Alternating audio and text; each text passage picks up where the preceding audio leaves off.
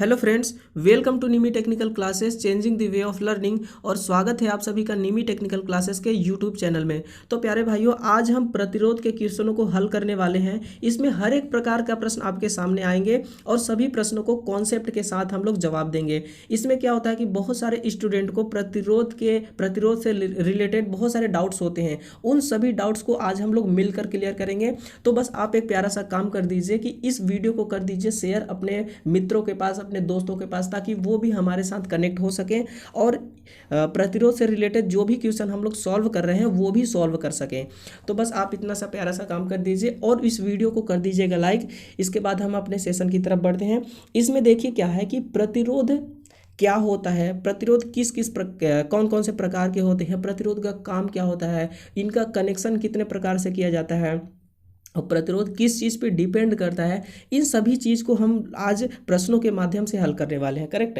इस सेशन में टोटल 20 प्रश्न होंगे और उन्हीं 20 प्रश्नों में से हम लोग बहुत कुछ सीखने वाले हैं यहाँ पे। करेक्ट। चलिए, तो आज का हमारा सबसे पहला नंबर का सवाल है, ये देखिए एनएमआरसी और डीएमआरसी का प्रीवियस ईयर का क्वेश्चन पेपर है और वहीं से क्वेश्चन उठाया गया है। सभी क्वेश्चनों को आप लोग ध्यान से देखना और फिर उसका जवाब देना। उम्मीद करता हूं कि आज के बाद आपको प्रतिरोध से रिलेटेड कोई भी परेशानी, कोई भी दिक्कत नहीं आएगी। आप प्रतिरोध से रिलेटेड कोई भी क्वेश्चन को सॉल्व कर पाओगे। चलिए, सबसे पहला नंबर का क्वेश्चन है हमारा, एक श्रेणी परिपथ में 30 ओम मान वाले 3 प्रतिरोध संयोजित हैं, कुल प्रतिरोध का मान होगा। इसमें आपको करना क्या है, जब भी बात करें श्रेणी क्रम की, तो श्रेणी क्रम में जितने भी प्रतिरोध लगे होते हैं उन सभी प्रतिरोध को आपको जोड़ देना है और जोड़ने के बाद जो वैल्यू आएगी, जो मान आएगी, वही आपका कुल प्रतिरोध होता है। हमसे पूछा गया है कुल प्रतिरोध के बारे में।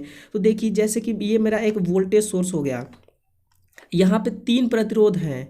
ये पहला प्रतिरोध हो गया, ये दूसरा और ये हो गया तीसरा।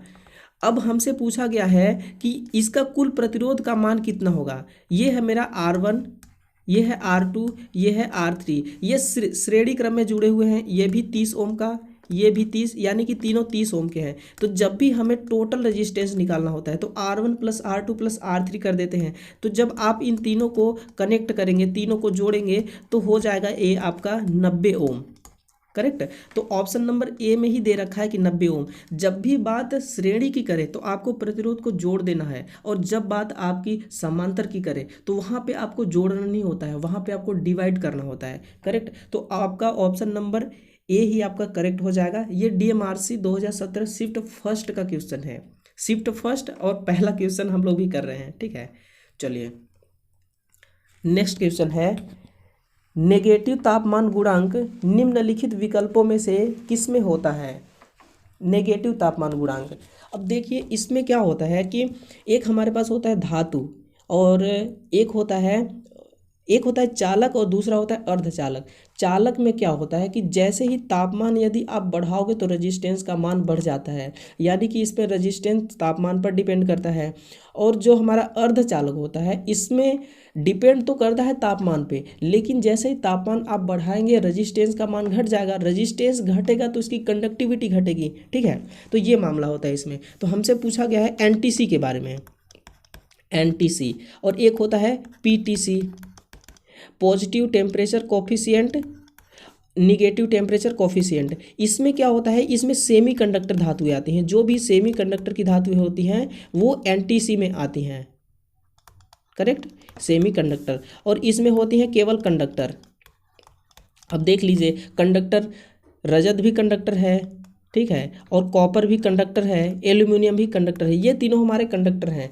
इसमें टेम्परेचर बढ़ेगा तो रेजिस्टेंस का मान भी बढ़ेगा। लेकिन हमसे पूछा है नेगेटिव के बारे में, नेगेटिव टेम्परेचर कोफिशिएंट, और यहाँ पे केवल ऑप्शन ही एक है कार्बन का। यही हमारा करेक्ट आंसर होगा। कार्बन एक सेमी कंडक्टर के श्रेणी में ही आता है, कार्बन एक एनटीसी के श्रेणी में आता है। और मैं बता दूं आपको, ये जो बैटरी होती है ना, ये बैटरी भी हमारी एनटीसी की श्रेणी में आती है। आप इस चीज़ को नोट कर लीजिए।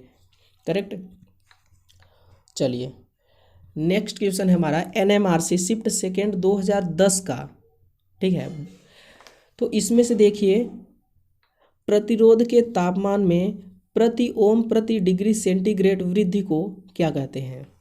प्रतिरोध के तापमान में प्रति ओम प्रति डिग्री सेंटीग्रेड वृद्धि को, जब भी बात आपको बोला जाए कि प्रतिरोध की वृद्धि के बारे में, तो आप हमेशा पीटीसी को याद रखना, पॉजिटिव टेम्परेचर कोफिशिएंट। यहाँ पे आपका टेम्परेचर यदि बढ़ता है तो रेजिस्टेंस का मान भी बढ़ेगा, और रेजिस्टेंस का मान घटता है तो करंट का मान डाउन हो जाता है। हमसे यही पूछा गया है कि हमें सिर्फ क्वेश्चन के उस पॉइंट को पकड़ना है जो पॉइंट हमें सही आंसर दे सकता है। हमें सही आंसर यहाँ पे केवल दे सकता है कि वृद्धि, प्रतिरोध में वृद्धि हो रही है, यानी कि पीटीसी की बात की जा रही है, तो पीटीसी धनात्मक तापमान गुणांक ही तो है ना, पॉजिटिव टेम्परेचर कोफिशिएंट धनात्मक तापमान गुणांक हो गया। और जब बात करती प्रतिरोध के तापमान में कमी की तो हम एनटीसी की तरफ जाते हैं, लेकिन यहाँ पे तो पीटीसी के बारे में बात किया हुआ है। नेक्स्ट क्वेश्चन, ये डीएमआरसी 2017 का क्वेश्चन है जो कि बहुत ही प्यारा क्वेश्चन है। निम्नलिखित में से किस पर कंडक्टर का प्रतिरोध विपरीत ढंग से बदलता है? बिल्कुल, एक फार्मूला होता है हमारे पास, R बराबर रो इंटू L बाई ए। यहीं से आपको पता चलेगा कि इसका करेक्ट आंसर होगा क्या। कंडक्टर का प्रतिरोध विपरीत तरीके से, मतलब कि जो कंडक्टर का ये प्रतिरोध है इसके व्युत्क्रमानुपाती देखिए ए है क्रॉस सेक्शनल एरिया, तो ऑप्शन हमारा डी करेक्ट हो जाएगा कि अनुप्रस्थ काट का जो क्षेत्रफल है ये रेजिस्टेंस के विपरीत ढंग से बदलता है। यानी कि यदि क्रॉस सेक्शनल एरिया बढ़ाएंगे तो रेजिस्टेंस का मान डाउन हो गया है ना, विपरीत। मान लीजिए कि एक हमारे पास ये है हमारे पास कॉपर की एक वायर है, इस वायर का साइज अभी इतना है तो इसका रेजिस्टेंस कुछ और होगा। यदि इसके साइज को आप बढ़ा के इतना रख देते हैं तो इसका क्रॉस सेक्शनल एरिया बढ़ गया, तो क्रॉस सेक्शनल एरिया बढ़ा कि रेजिस्टेंस घटा, रेजिस्टेंस घट जाएगा तो इसमें करंट का मान अधिक से अधिक फ्लो होगा, और हम भी तो यही चाहते हैं। तो इसका करेक्ट आंसर होगा अनुप्रस्थ काट का क्षेत्रफल, यही विपरीत ढंग से बदलता है। चलिए क्वेश्चन नंबर 5, एक वोल्टेज सोर्स 20 ओम वाले R1 पर 40 वोल्ट, 30 ओम वाले R2 पर 60 वोल्ट, 90 ओम वाले R3 पर 180 वोल्ट का IR ड्रॉप उत्पन्न करता है। यह सभी श्रेणी में संयोजित है, इस पर लगाया गया वोल्टेज कितना होगा? बहुत ही बढ़िया क्वेश्चन है दोस्तों, बहुत ही मस्त क्वेश्चन है। इसमें देखिए मैं आपको बताऊं, ध्यान दिलाऊं कि किरचॉफ का जो दूसरा नियम होता है, आप लोगों ने वहाँ पे क्या पढ़ा है? किरचॉफ का दूसरा नियम क्या होता है? सिग्मा V बराबर जीरो। मैं आपको यहाँ पे प्रूफ करके दिखाता हूँ। करेक्ट, ये हो गया वोल्टेज सोर्स। हमें क्या बोला है कि सभी श्रेणी में संयोजित हैं, ठीक है। ये पहला हो गया, 3 रजिस्टेंस लगे हुए हैं, ये दूसरा है और ये तीसरा। ध्यान दीजिएगा यहाँ पे। करेक्ट, ये है R1, R2 और R3। R1 पर कितना बोला है कि R1 पर 40 वोल्ट और R2 पे 60 वोल्ट, R3 पे 180 वोल्ट।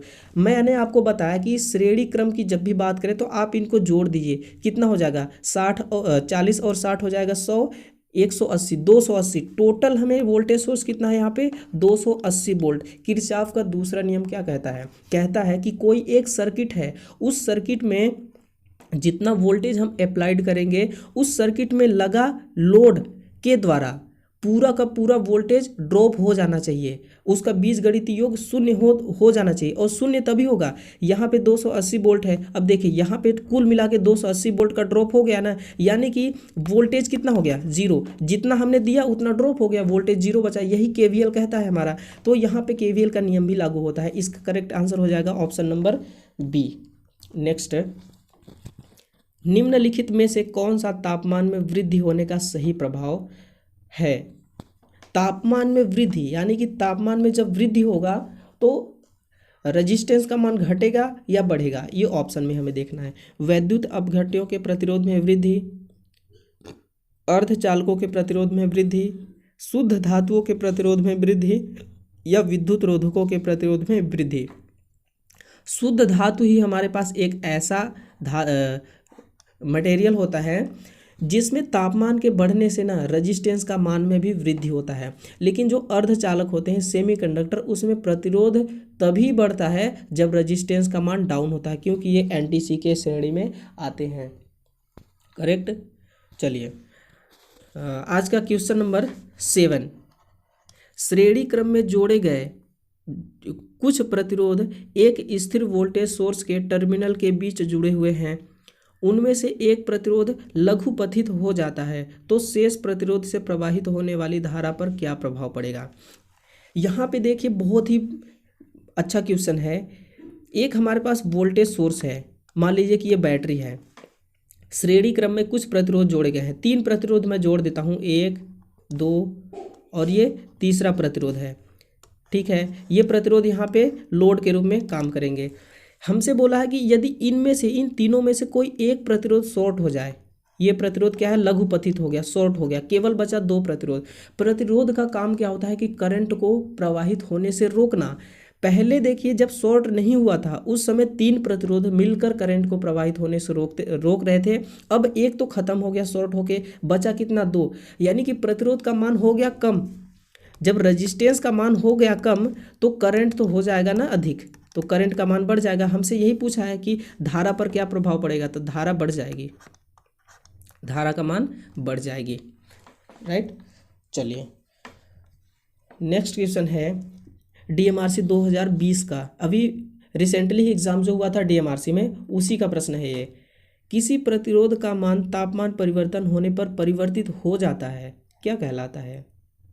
एक ऐसा प्रतिरोध है जिसका मान तापमान पे ही डिपेंड कर रहा है, वो कौन सा प्रतिरोध होगा। वो देखिए थर्मिस्टर होगा हमारे पास, एनटीसी।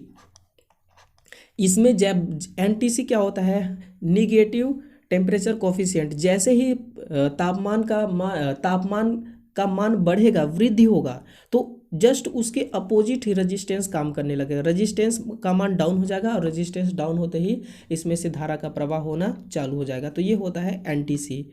करेक्ट, तो ऑप्शन नंबर सी आपका राइट आंसर हो जाएगा क्वेश्चन नंबर 8 का। 9वें नंबर का क्वेश्चन, यदि प्रतिरोध श्रेणी क्रम में जुड़े हुए हों तो निम्न में से कौन सा सत्य होगा। तापमान गुणांक का मान समान होगा, प्रत्येक प्रतिरोध में प्रवाहित धारा का मान समान होगा, प्रत्येक प्रतिरोध का मान समान होगा, या प्रत्येक प्रतिरोध के टर्मिनल के बीच वोल्टेज का मान समान होगा।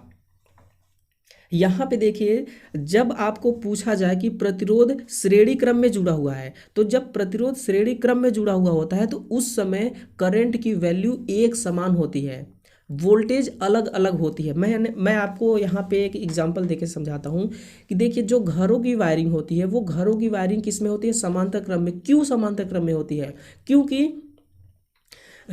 क्योंकि समांतर क्रम में इसलिए किया जाता है कि वोल्टेज जो वोल्टेज होगा, सभी उपकरण को एक समान वोल्टेज मिले, और करंट तो अलग अलग होता है समांतर परिपथ में। क्योंकि ये लाजमी है दोस्तों। अगर कोई समांतर का परिपथ है, उस परिपथ में अलग अलग करंट प्रवाहित हो रही है सभी उपकरण को, तो ये लाजमी है। क्योंकि जो हमारा लोड होता है, लोड के अकॉर्डिंग ही करंट का प्रवाह होता है। तो लोड जिस प्रकार का लोड होगा उसी तरह से उसमें से धारा का प्रवाह होगा, लेकिन वोल्टेज तो सेम मिलना चाहिए ना। मैं आपको यहाँ पे सर्किट डायग्राम बना के दिखाता हूँ। घरों की वायरिंग जो होती है हमारे पास, वो होती है पैरेलल में इस तरह से। मान लीजिए कि यहाँ पे मेरा एक लैंप लगा हुआ है, ठीक है, यहाँ पे मेरा एक मान लीजिए कि हीटर लगा हुआ है, ये मेरा एक घर की वायरिंग है।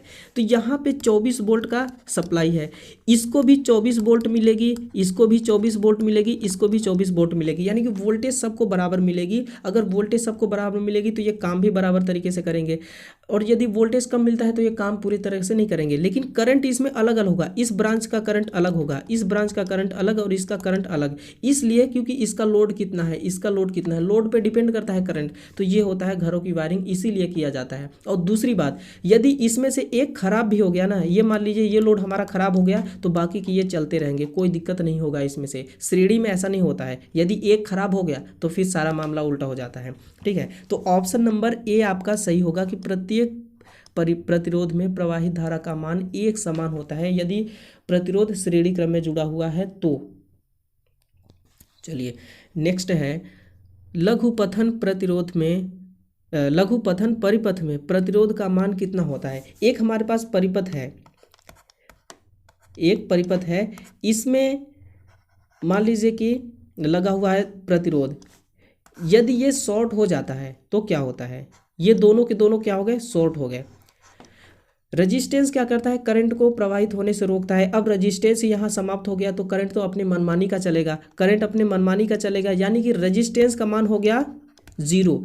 और एक बात आपको ये ध्यान में रखना है कि जब भी सर्किट शॉर्ट होती है तो रजिस्टेंस तो जीरो होता ही है, साथ में वोल्टेज भी जीरो होता है, ठीक है। तो करंट का मान यहाँ पे हो जाएगा शून्य, क्योंकि करंट को रोकने वाला कोई है ही नहीं, करंट को अवरोध करने के लिए कोई है ही नहीं। यहाँ पे रजिस्टेंस था वो तो हो गया शॉर्ट, अब बचा करंट, करंट अपने मनमानी का भागेगा।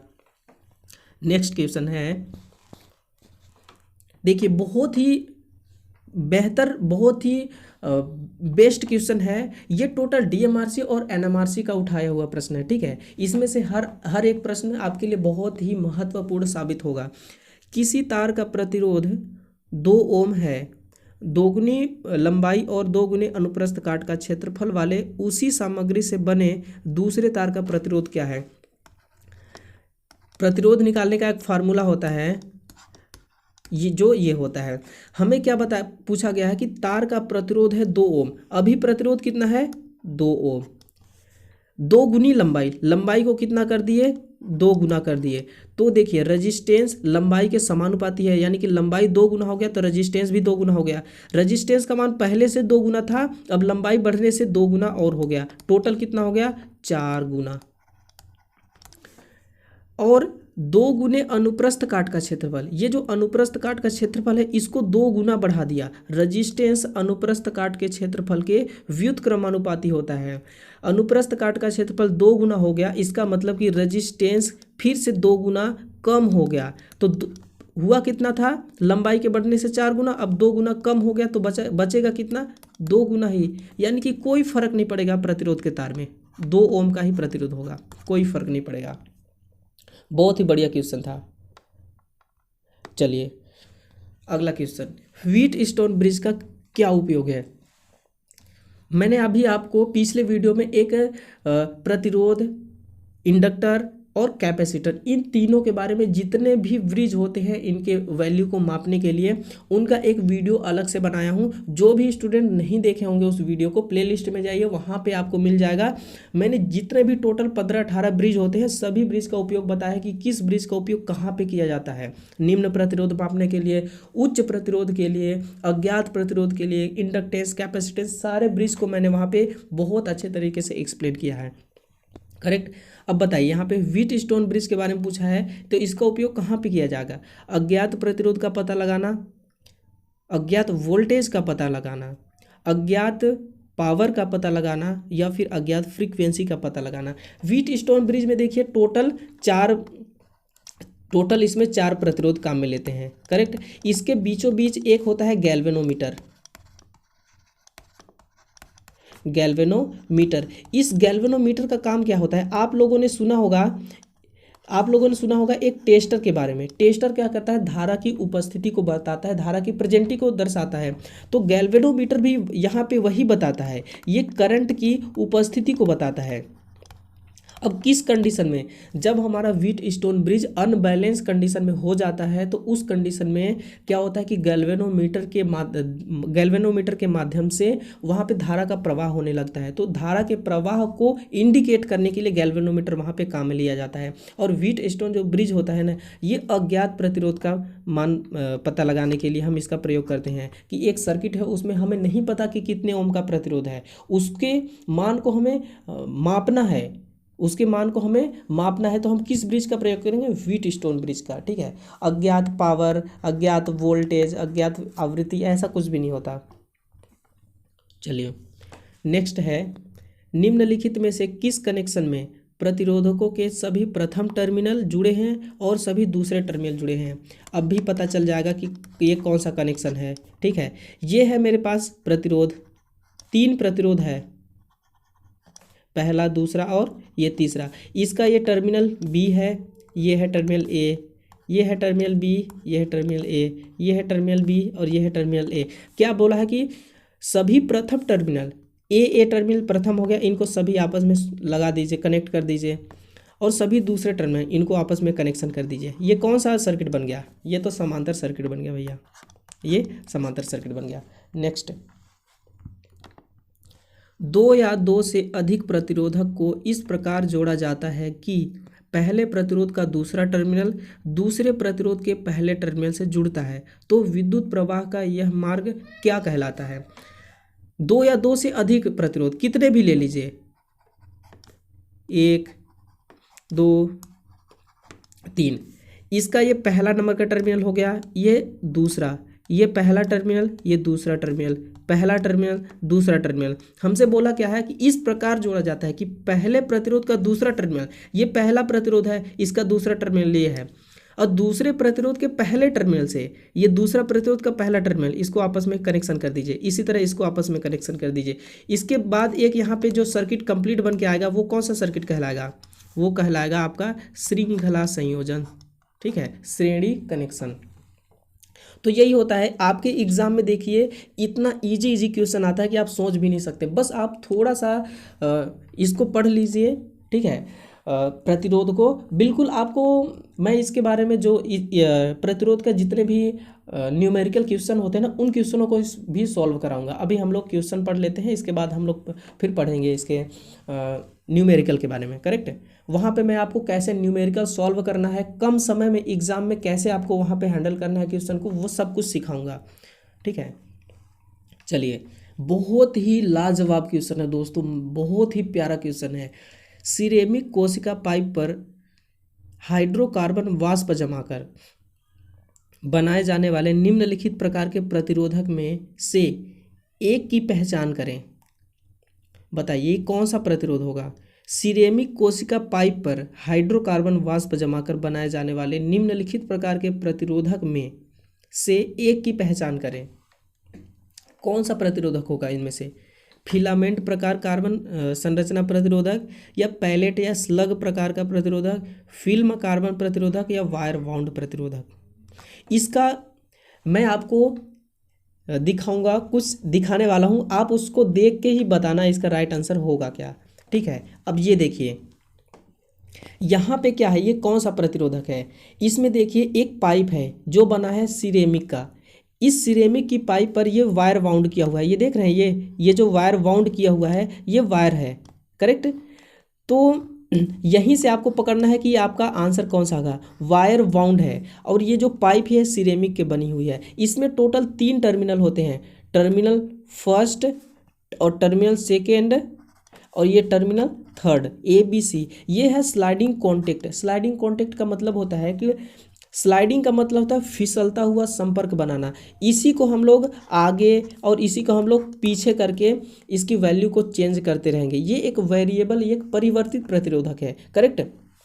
तो आपको अब बताना है कि इसका आंसर क्या होगा। सिरेमिक कोशिका की पाइप पर एक वायर का वाउंड किया हुआ था जो हाइड्रोकार्बन वाष्प जमाकर बनाया गया था। कौन सा करेक्ट आंसर होगा यार। इतना तो देखने के बाद ना कोई भी स्टूडेंट इसका जवाब दे देगा, वायर बाउंड प्रतिरोधक।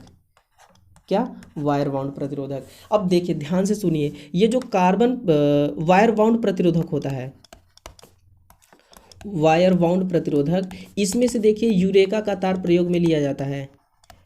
यूरेका और कांस्टेंटन तार का प्रयोग करके हम वायर बाउंड प्रतिरोध का निर्माण करते हैं। ये जो आपका वायर लपेटा हुआ है ना, ये यूरेका का होगा। ये किसका होगा, यूरेका का। और यूरेका के अलावा ये और भी हो सकता है कांस्टेंटन का, करेक्ट। तो आप इस चीज़ को लिख लीजिए या फिर स्क्रीनशॉट ले लीजिए, फटाफट कीजिए। चलिए अगला, किसी पदार्थ के 1 सेंटीमीटर लंबाई तथा 1 वर्ग सेंटीमीटर अनुभागीय क्षेत्र के प्रतिरोध को क्या कहा जाता है। यही आपको बताना है कि एक पदार्थ है जिसकी लंबाई कितना है, 1 सेंटीमीटर, और उसका मोटाई है 1 वर्ग सेंटीमीटर यानी कि 1 mm, ठीक है। तो इसका जो प्रतिरोध होगा उस प्रतिरोध को हम क्या कहेंगे, कौन सा प्रतिरोध होगा, वो आपको यही बताना है। मैं आपको एक बात याद दिला दूं कि देखिए एक अंतर्राष्ट्रीय ओम क्या होता है। अंतर्राष्ट्रीय ओम होता है हमारे पास एक जो पारे का इलेक्ट्रोड होता है। इस इलेक्ट्रोड की मोटाई होनी चाहिए 2.5 mm, स्क्वायर, इसका वजन होना चाहिए, लंबाई होना चाहिए 160.3 सेंटीमीटर, इसकी वजन होना चाहिए 14.452 ग्राम, और इस पे डीसी की सप्लाई प्रवाहित करा के 0 डिग्री सेल्सियस तापमान पर इसका कैलकुलेशन किया जाता है। तो कैलकुलेशन करने के बाद जो एक मान आती है 1.00049 ओम, यही हमारी एक अंतरराष्ट्रीय ओम कहलाती है। जस्ट इसी तरह एक पदार्थ है, उस पदार्थ की लंबाई कितना, मान लीजिए कि 1 सेंटीमीटर, करेक्ट, 1 सेंटीमीटर लंबाई की ये हमारे पास एक पदार्थ का टुकड़ा है जिसकी मोटाई कितना है 1 mm स्क्वायर। इसमें जब धारा का प्रवाह करेंगे तो धारा का प्रवाह करने के दरमियान यहाँ पे एक प्रतिरोध उत्पन्न होगा, ठीक है। उस प्रतिरोध का जो मान आएगा उस मान का नाम क्या है, उसका नाम है विशिष्ट प्रतिरोध। बस बहुत ईजी दोस्तों, बहुत ईजी, इतना डीपली आपको बताने वाले बहुत कम मिलेंगे, करेक्ट। निम्नलिखित में से कौन सी प्रतिरोधक बनाने के लिए एक आदर्श सामग्री है। आदर्श का मतलब आप क्या समझते हैं, आइडियल। आइडियल का मतलब होता है कि इसमें किसी प्रकार का कोई भी हानि ना हो, यही होता है हमारे पास आदर्श, करेक्ट। तो इनमें से ऐसा कौन सा पदार्थ है जो प्रतिरोध को बनाने के लिए, प्रतिरोध का निर्माण करने के लिए बिल्कुल आदर्श हो। क्या पानी है, पानी से कभी प्रतिरोध बना है, हाइड्रोजन से कभी प्रतिरोध बना है, या फिर ऑक्सीजन से कभी प्रतिरोध बना है। ये तो सब दोस्तों, ये तो गैस है, ये तो द्रव्य पदार्थ हैं। ये क्या है, कार्बन। ऑप्शन नंबर डी हमारे पास बिल्कुल करेक्ट है, यही हमें सेटिस्फाई कर रहा है। और आपको यहाँ पे मैं एक चीज़ और बता दूं कि आदर्श का मतलब होता है, कार्बन क्या होता है, कार्बन हमारी एनटीसी के श्रेणी में आता है, निगेटिव टेम्परेचर कोफिशिएंट। इसमें जब आप टेम्परेचर की वैल्यू को बढ़ाएंगे तो रेजिस्टेंस की वैल्यू होती है डाउन, रेजिस्टेंस की वैल्यू डाउन तो करंट की वैल्यू बढ़ जाएगी अधिक। यानी कि तापमान के बढ़ाने पर रेजिस्टेंस का मान कम हो रहा है तभी तो आदर्श है। यदि तापमान को बढ़ाने पर रेजिस्टेंस बढ़ जाता तो ये आदर्श नहीं कहलाता, ठीक है। तो सबसे बेस्ट हमारे पास कार्बन है प्रतिरोध बनाने के लिए। और दूसरी बात, कार्बन प्रतिरोध बनाने के लिए किस किस चीज़ का प्रयोग किया जाता है, कार्बन प्रतिरोध। यहाँ पे ध्यान दीजिएगा, कार्बन प्लस ग्रेफाइड, कार्बन और ग्रेफाइड इन दोनों के महीन चूर्ण को मिलाकर कार्बन प्रतिरोध का निर्माण किया जाता है। नेक्स्ट, जब एक तार या पदार्थ के टुकड़े को एक परिपथ में प्रतिरोध उत्पन्न करने के लिए एक घटक के रूप में प्रयोग किया जाता है तो इसे क्या कहते हैं, इसको कहते हैं हम प्रतिरोधक। मैं आपको बताता हूं, एक होता है हमारे पास रेजिस्टर और दूसरा होता है रेजिस्टेंस। इसमें बड़ा ही फर्क होता है दोस्तों। रजिस्टर क्या होता है, किसी पदार्थ का टुकड़ा, जैसे कार्बन हो गया, कार्बन एक हमारे पास पदार्थ है, इस कार्बन के पदार्थ के द्वारा जो हमने उपकरण बनाया हुआ है वो क्या है, प्रतिरोध है। तो प्रतिरोध क्या होगा, रजिस्टर क्या होगा, पदार्थ का टुकड़ा हो गया, ठीक है, पदार्थ का टुकड़ा। लेकिन इस टुकड़े का जो गुण है, टुकड़े का गुण क्या है कि करंट को रोकना, तो करंट को जो रोकने वाला गुण है वही कहलाता है हमारे पास रेजिस्टेंस, करेक्ट। तो ऑप्शन नंबर बी हमारे पास राइट आंसर होगा। नेक्स्ट है, एक पदार्थ के एक इकाई घन के विपरीत तरफों के बीच पारित होने पर करंट में पैदा हुए प्रतिरोध को किस रूप में परिभाषित किया जाता है। आप लोगों ने सुना होगा, ये क्या है बताइए, इसका कमेंट करके नाम बताइए, इसको क्या बोला जाता है, ठीक है। ये एक घनाभ है दोस्तों, क्या है, घनाभ।